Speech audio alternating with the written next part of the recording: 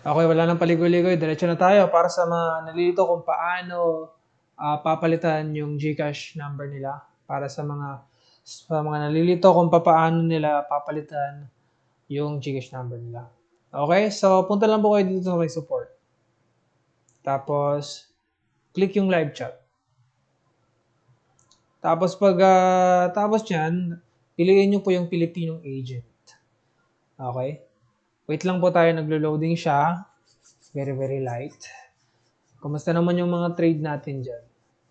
Okay? Sa ngayon, drawdown tayo ng $72. Pero okay, piliin po natin yung Pilipino. Kasi mas naiintindihan po ng Pilipino kaysa ng ibang foreigner. Tsaka mas madali mag-express. Okay, start po yung live chat natin sa Pilipino. Agent ng XM. Okay. Alright. Nag-loading pa po siya. Nag-loading. Pumihira naman. Okay, so ganyan. So, nag-loading siya. Okay, so sulat nyo lang po next step na gagawin is sulat nyo lang po type nyo lang po yung concern nyo.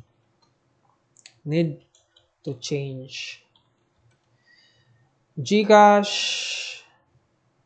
mobile phone number. Oops. Alright, so send nyo lang. Okay, after nyo ma-send, re-reply sila. Ito, mayroon silang instruction dito. To change your GCash phone number, please send an email. So, dito ko magsisend. Tapos, ito yung instruction nila. Okay? So, kung ako sa inyo, click nyo lang to. Tapos, mag-redirect kayo doon sa email ninyo. Tapos, mag-create kayo ng email ninyo. Alright. Mag-email kayo. Okay. So, nag-loading din yung Diyan. So, ito na yung email na i-emailan ninyo. Ano bang subject ninyo? Diba? Subject ninyo, need to change. Ganun ba rin? Need to change the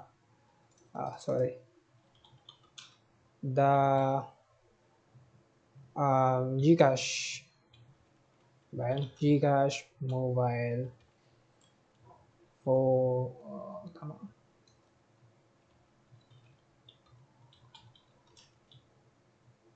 Mobile phone number. Okay, tapos yung subject, yung ano ba ang, sabihin nyo lang, hello, or sabihin yung good day. Good day.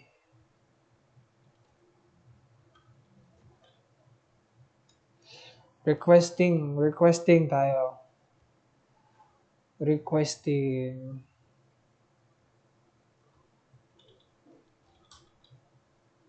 change GCash phone number to my account. Ganun lang.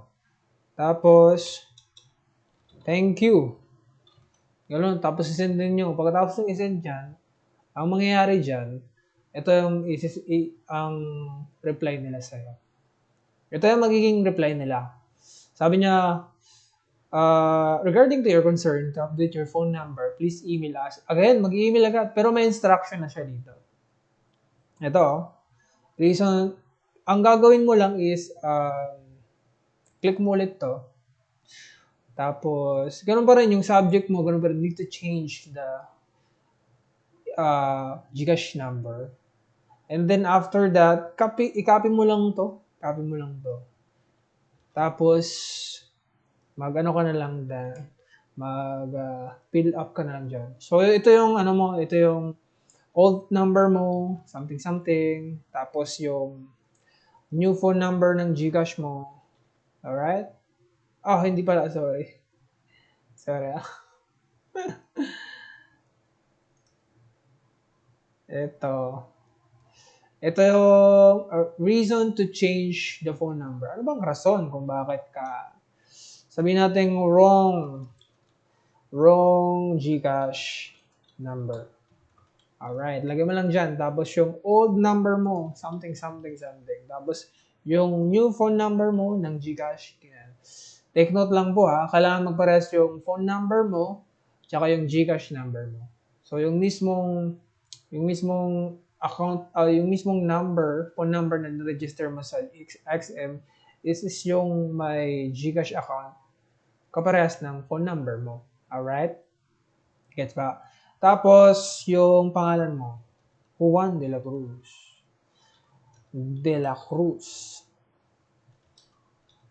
Something, something. Okay? Tapos, lagay mo rin dito yung screenshot ng GCash mo na may kasama pangalan mo tapos yung number. Alright? Or, i-click mo, kung nasa GCash ka, i-click mo lang yung profile number mo. Yung profile mo sa GCash mo. Tapos, screenshot mo, lagay mo lang dito. Alright? Tapos, yung mobile carrier. Ano bang mobile carrier mo? Na ano ka ba? Globe ka ba? Smart ka ba? Ha? Or dito ka ba? Or kung ano pa yung mobile carrier mo. Lagay mo lang, tapos send mo. Okay, tapos pagkatapos mong i-send, ang mangyayari yan, ang next na mangyayari dyan, is pupunta po kayo sa XM account ninyo ulit. This time around, di ba, nag-click kayo sa teka lang. So, balik muna natin to. Okay, isara natin. Para fresh ang lahat. Okay, skip. Tapos ka nang mag-send sa email nila. Tapos mo nang i-fulfill yung instruction nila. Okay? So, punta po ulit kayo sa support. This time around, hindi na po kayo pupunta dito sa live chat. Okay? Dito na po kayo sa complete the form in the next step. Ito na po yung next step na gagawin ninyo pagkatapos nyo mag-send ng email. For verification na po kayo ha. Verification. Lagyan nyo po verification yan. Check nyo. Tapos,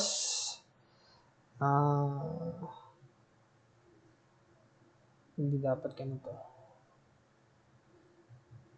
Okay, ito. So, ganito na ang mangyayari. Verification, subject. Ano ba ang subject? Okay, kaparas pa rin ng dati, yung change the mobile number ng GCash natin sa XM account natin. So, lagay nyo lang dyan. Lagay nyo lang dyan, okay? Tapos, dito naman sa message, ang ilalagay nyo lang is for verification. Verification, right? For verification. Tapos, check nyo lang po yung box. Tapos, send nyo po. So, pagkatapos nyong i-send nyan, voila, may tatawag po sa inyo. Mag-antay lang po kayo ng mga 15 minutes. Based experience ko, 15 to 30 minutes naghintay ako. Tapos may tumawag sa akin. So, ang gagawin lang naman nila is mag-verify kung ikaw ba yung may-ari ng account. Tapos, totoo bang magpapa-change ka ng number mo. Tapos, totoo bang ito yung old number mo, ito something. Tapos, after no verify, magtawag sa inyo. After nun, ang mangyayari, ito po yung magiging reply nila. Ganito po. Thank you for choosing XM Trust Broker. Regarding to your concern, under investigation. Investigahan pa nila kung totoo nga ba talaga ang mga pinagsasabi mo. And then, revert to your once we have a reply from their end. Okay, so revert, it meaning to say, I'll get back to you, kumbaga.